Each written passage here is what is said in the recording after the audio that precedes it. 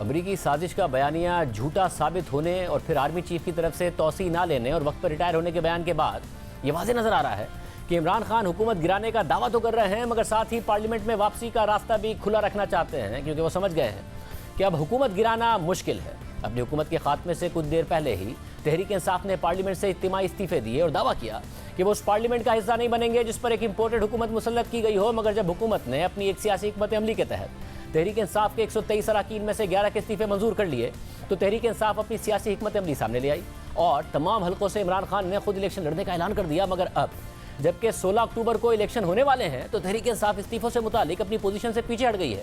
अदालतों से रुजू कर रही है कि उनके इस्तीफे मंजूर करने का नोटिफिकेशन कलअदम करार दिया जाए, जिससे वाज़ेह हो रहा है कि तहरीक इंसाफ ने पार्लियामेंट में वापसी का ऑप्शन अब तक खुला छोड़ा है, क्योंकि अब खुद इमरान खान को यह नजर आ रहा है कि हुकूमत को गिराना मुश्किल हो गया है, जिसकी वजह से वो अदालतों से रुजू करके मुस्ताफी अरकान को बचाना चाहते हैं ताकि अदालतों के जरिए खाली नशिस्तों पर ज़िमनी इंतखाबात से बचा जाए और पार्लियामेंट में मुमकिन वापसी का ऑप्शन भी बरकरार रखा जाए। क्योंकि जिन 8 नशिस्तों पर 16 अक्टूबर को ज़िमनी इंतखाबात होने हैं, उन 8 की 8 नशिस्तों पर तहरीक इंसाफ के वाहिद उम्मीदवार खुद इमरान खान हैं और इमरान खान इन नशिस्तों पर जीत भी गए तो उन्हें ये नशिस्तें खाली करनी पड़ेंगी और इसमें भी तहरीक इंसाफ का ही नुकसान होगा, क्योंकि इस सूरत हाल में तहरीक इंसाफ पार्लियामेंट में वापस भी गई तो उसकी नशिस्तें कम हो जाएंगी और इमरान खान के जीतने के बावजूद इन नशिस्तों पर तहरीक इंसाफ को दोबारा इलेक्शन लड़ना पड़ेगा।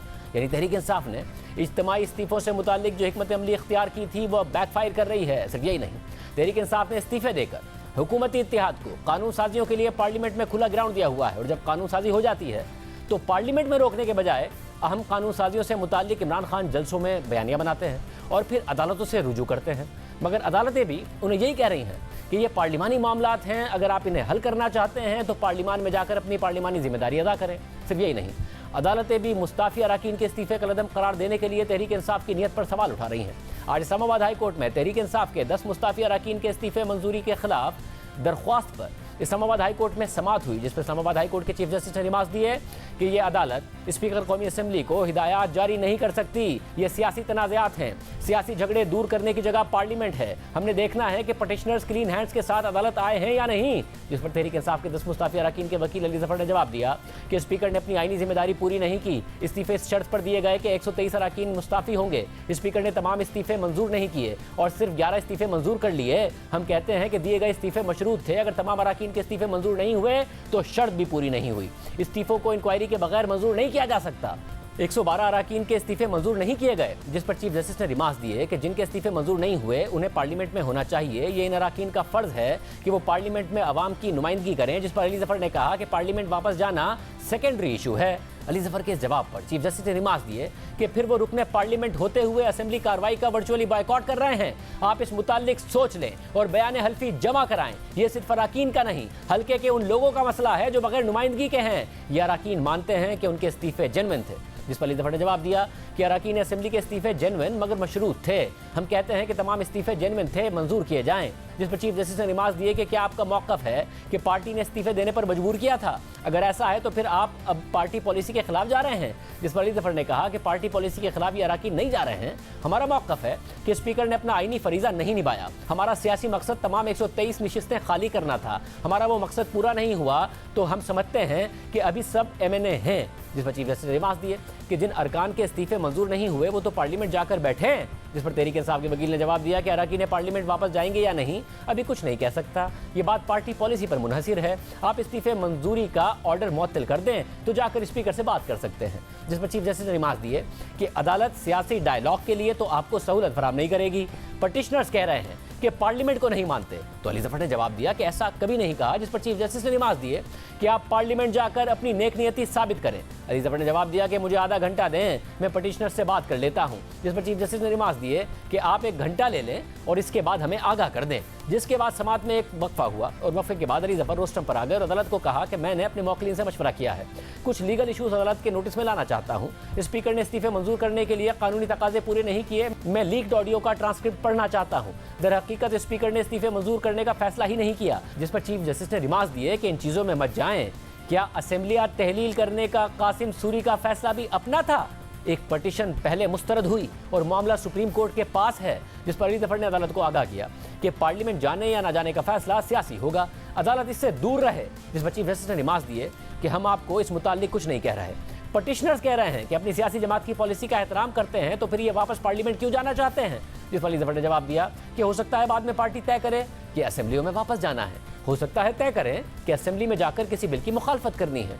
असेंबली वापस जाने की सूरत में हमारे 10 अरकान वापस नहीं जा सकेंगे। इस्तीफे इकट्ठे दिए लेकिन नताइज सबके लिए अलग अलग होंगे। जिस पर चीफ जस्टिस ने रिमार्क दिए कि हम आपको 5 दिन दे देते हैं, 5 दिन में मुतमईन करें कि आप वापस जाना चाहते हैं। जिस पर अली जफर ने अदालत से दरख्वास्त की कि इस दौरान स्पीकर का डीनोटिफाई करने का ऑर्डर भी मुअत्तल कर दे।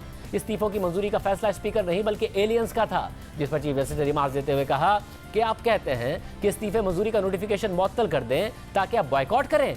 आप पहले अदालत को मुतमईन करें कि पटिशनर वाकई पार्लियामेंट में वापसी चाहते हैं। कह दें कि दबाव में इस्तीफा दिया और गलती मानकर अब वापसी चाहते हैं। पटिशनर्स बयान हल्फी दे दें कि पार्लियामेंट के बॉयकॉट की पार्टी पॉलिसी को नहीं मानते। जिस पर अली जफर ने अदालत को बताया कि जो भी पार्टी पॉलिसी होगी उसे तो फॉलो किया जाएगा। चीफ जस्टिस ने रिमार्क दिए कि हम इस केस को गैर मुअय्यना मुद्दत के लिए मुलतवी कर देते हैं। जिस पर अली जफर ने कहा कि फिर तो इस अरसे में खाली नशिस्तों पर इलेक्शन हो जाएगा। जिस पर चीफ जस्टिस ने अली जफर से पूछा कि आप क्या सिर्फ ज़िमनी इलेक्शन रुकवाना चाहते हैं? पटिशनर्स नहीं कह सकते कि वो पार्लियामेंट को नहीं मानते और वापस नहीं जाएंगे, इसके बावजूद उनके इस्तीफे मंजूर करने के ऑर्डर को मुअत्तल कर दें। हम इस दरख्वास्त को इंटरटेन नहीं करेंगे और ना ही नोटिस करेंगे। पहले पटिशनर्स मुतमईन करें कि हकीकी मायनों में क्लीन हैंड्स के साथ आए हैं। ये नहीं हो सकता कि आप कहें कि मेरी मर्जी के मुताबिक चीज़ें हुई तो मानेंगे। फिर चीफ जस्टिस ने पूछा कि ये कोर्ट इस मामले पर फैसला करे या मुलतवी कर दे। जिस पर अली जफर ने अदालत को जवाब दिया कि फिलहाल इस मामले को मुलतवी कर दें। जिसके बाद अदालत ने इस केस की समाअत मुलतवी कर दी। यानी तहरीक इंसाफ फिलहाल पार्लियामेंट में जा भी नहीं रही है मगर पार्लियामेंट वापसी का ऑप्शन भी बरकरार रखना चाहती है। आज इमरान खान के वकील और तहरीक इंसाफ के सीनियर रहनुमा हामिद खान ने कहा कि तहरीक इंसाफ के रहनुमाओं से जल्दी और जज्बात में इस्तीफे ले लिए गए। उस वक्त शायद किसी ने इमरान खान को गलत मशवरा दिया होगा। पार्लियामेंट में वापस जाने से मुताल्लिक कोई हर्ज नहीं है। मैं तो ये बुनियादी तौर पर समझता हूँ कि एन ब्लॉक इस्तीफे देने जो थे वो मुनासिब नहीं थे और कोई सही माने में इस पर मशवरा नहीं किया गया। उस पर जल्दी में जज्बात में गालबन ये इस्तीफे ले लिए गए और किसी ने गलत मशवरा दे दिया होगा उस वक्त पार्टी लीडर को। तो अब आपके ख्याल में ये अगर वापस चले जाएं तो ये मुनासिब होगा? मेरे नज़दीक कोई हर्ज नहीं होगा। जिन जिन भी हलकों से ये मेंबरान थे असेंबली के, उन हलकों में अवाम को ये हक हासिल है कि उनका मुंतखब नुमाइंदा जो है असेंबली में उनकी नुमाइंदगी करे। यानी तहरीक इंसाफ कौमी असेंबली में वापसी का ऑप्शन भी खुला रखना चाहती है और इसी दौरान पार्लियामेंट से बाहर रहकर अहम कानून साजियों को अदालत में चैलेंज भी कर रही है। मगर अदालत सवाल उठा रही है कि कानून साजियों से मसला है तो असेंबली में जाकर एतराज़ क्यों नहीं किया जा रहा है? इस्तीफे मंजूर नहीं कराने थे तो दिए क्यों थे? अगर पार्लियामेंट को मानते नहीं तो इस्तीफे क्यों मुअत्तल कराने हैं? गुज़िश्ता रोज़ नैब कवानीन में तरामीम के खिलाफ तहरीक इंसाफ की दरख्वास्त पर समाअत करते हुए सुप्रीम कोर्ट के जज जस्टिस मंसूर अली शाह ने रिमार्क दिए थे कि अच्छा होता वो पार्लियामेंट में बैठते और पार्लियामेंट पर एतमाद करते। जिस पर इमरान खान के वकील ख्वाजा हारिस ने कहा था कि ये मेरे पटिशनर का सियासी फैसला था, मैं इस पर कुछ नहीं कहूँगा। जबकि जस्टिस मंसूर अली शाह ने मजीद रिमार्क दिए कि इमरान खान पर भी अवाम ने एतमाद करके असेंबली भेजा था। इमरान खान हल्के के अवाम की मर्जी के बगैर असेंबली कैसे और क्यों छोड़ाए? नैब तरामीम पर तमाम सवालात इमरान खान असेंबली में भी उठा सकते थे। यानी सुप्रीम कोर्ट सवाल कर रही है कि जिन मामलात को अदालत लेकर आया जा रहा है वो मामलात पार्लिमानी है और तहरीक इंसाफ को पार्लियामेंट पर एतमाद करना चाहिए। अदालत जाने के बजाय पार्लियामेंट में अपना किरदार अदा करना चाहिए। मगर तहरीक इंसाफ इस मामले पर अपनी तावीलें दे रही है। लेकिन जब नैब ने इमरान खान की काबीना के एक ऐसे खुफिया फैसले से मुताल्लिक तहकीकात का आगाज़ किया है जिसके जरिए बरतानिया में एक बिजनेस टाइकून के 190 मिलियन पाउंड्स की जब्त करदा रकम को सुप्रीम कोर्ट में जुर्माने की मद में जमा करने की मंजूरी दे दी गई थी, यानी रकम वापस उस बिजनेस टाइकून की जेब में डाल दी गई थी। और जब इस हवाले से अब नैब ने काबीना अरकान को तलब करना शुरू कर दिया है तो तहरीक इंसाफ को पार्लियामेंट की बालादस्ती भी याद आ गई है। आज इस हवाले से तहरीक इंसाफ के रहनुमा फवाद चौधरी ने ट्वीट करते हुए कहा कि नैब की तरफ से काबीना अरकान को बतौर गवाह तलबी का नोटिस रियासत की तौहीन है। काबीना अपने फैसलों के लिए किसी इदारे को जवाबदेह है तो वो पार्लियामान है। इस फोरम के अलावा किसी इदारे का काबीना अरकान को तलब करना आइन की खिलाफ वर्जी है। हुकूमत से कहता हूँ कि अपने इंतकाम के लिए इदारों का बेड़ा गर्क ना करें। यानी फवाद चौधरी कह रहे हैं कि इमरान खान की हुकूमत के अरकान सिर्फ पार्लियामेंट को जवाबदेह हैं। लेकिन जब तहरीक इंसाफ के इस्तीफों से मुताल्लिक कौमी असेंबली के स्पीकर उनके अरकान को तलब करते रहे तो उन्होंने स्पीकर की हिदायत को अहमियत नहीं दी।